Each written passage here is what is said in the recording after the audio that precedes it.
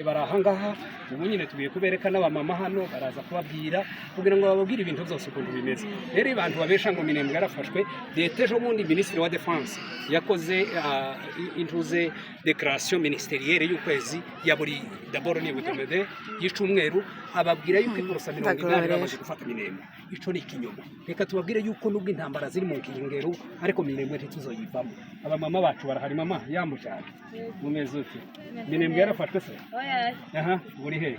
Ndi Minembwe. Bimeze gute hano mu isoko? Bimeze neza ntakibazo. None se abantu bavuga yuko bafashe Minembwe ni biki?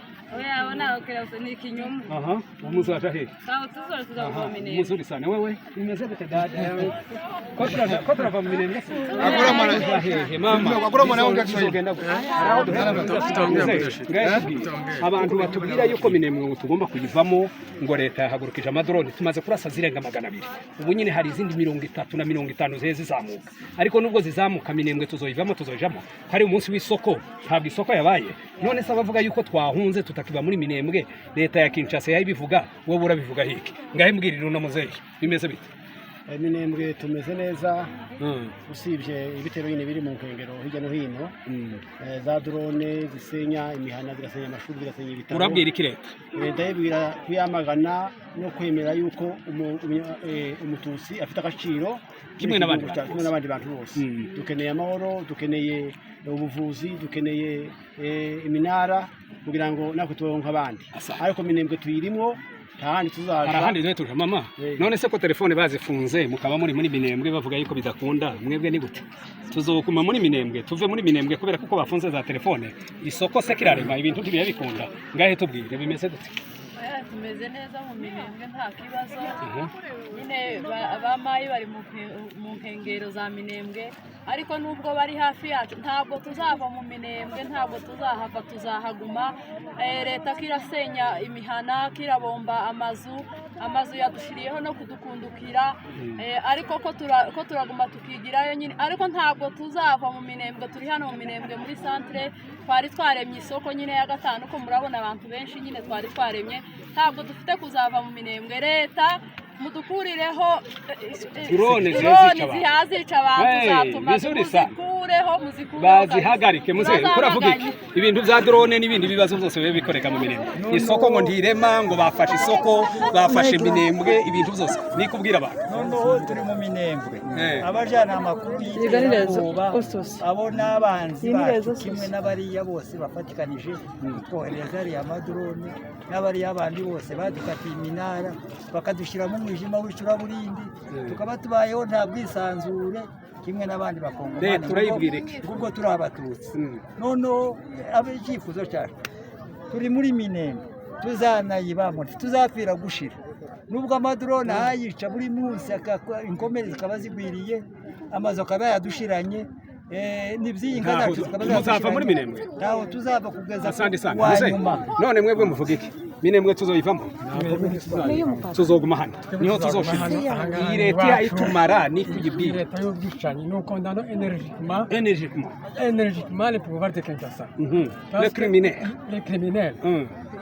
L'idéologie d'exterminer la population est vraiment dépassée. Ce n'est plus le temps de faire le génocide à Minembwe. Au lieu de sauver la population, vous ne faites qu'exterminer la population. Donc nous condamnons ça. Nous ne voulons pas la présence de ces FARDC ici qui viennent nous exterminer.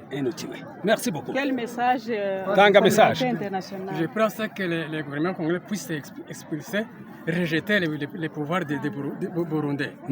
Les Tanzaniens et les Congolais. Les Tanzaniens, les étrangers, tous les étrangers. Les par rapport au Congo qui nous tuent. Ces gens qui viennent nous tuer, nous ne voulons pas de ces gens-là. Merci beaucoup. Rero reka tuje mu isoko kugira ngo twereke abantu uko ibintu bimeze bahebagira gute ariko erekana abamama bose bari mu masoko n'ibindi. Abamama leo iko le 20 février 2026. Mimi ni afande Pisima Vugo. Saizi niko Minembwe.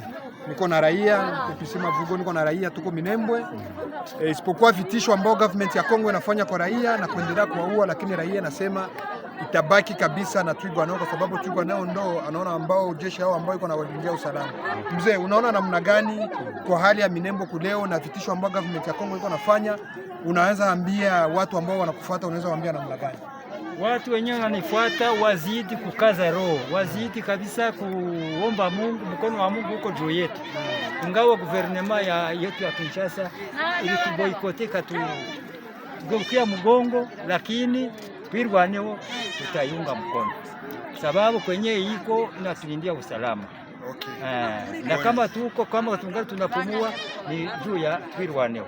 Okay. Sasa hiyo jeshi ambayo iko natoka Kinshasa, hiyo jeshi ambayo ya FARDC ambayo inakia na Warundi, inakia na hizo Interahamwe ambao zimetoka Zambia, inaleta hizo jeshi wa Tanzania, unaweza ukasema nini? Wanakuja yuko na wauia nini? Kwa sababu gani? Kwa sababu nyinyi ni watu gani? Ndio maana wanapenda kuwaua. Kuwa wazi, sema tu watu wafuata wasikie. Ile yote tuko tunaona chanzo cha ile mambo yote ya kuleta maforce étrangère ni gouvernement ya Kongo. Gouvernement ya Kongo, tafadhali itoshe wale banani maforce étrangère batitoke hapo hapa mimi. Okay, zile Interahamwe ziko zinakuja kuua wazee ba FDLR kwa sababu wewe ni Batusi, kwa sababu wewe ni Wakongomani ambao wanaongea lugha ya Kinyarwanda. Ndio government ya Kongo iliungana na hiyo government ya Burundi. Burundi inaleta ile mambo yake ya Kihutu na Kitusi na ileta Kongo. Hiyo mambo ya kukuaga Kongo. Wanasema hivi Minembwe kuna kabila nyingi sana za Watusi, ndio maana wanaleta wale Warundi na hizo FDLR kuja kuua wababa zetu, kuja kuua watoto zetu, kuja kuua ng'ombe zetu, kuja kukata mimea yetu, kuja kutumaliza Minembwe.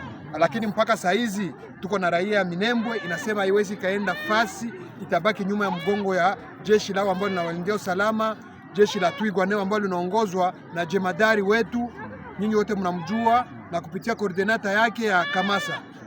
Ndio.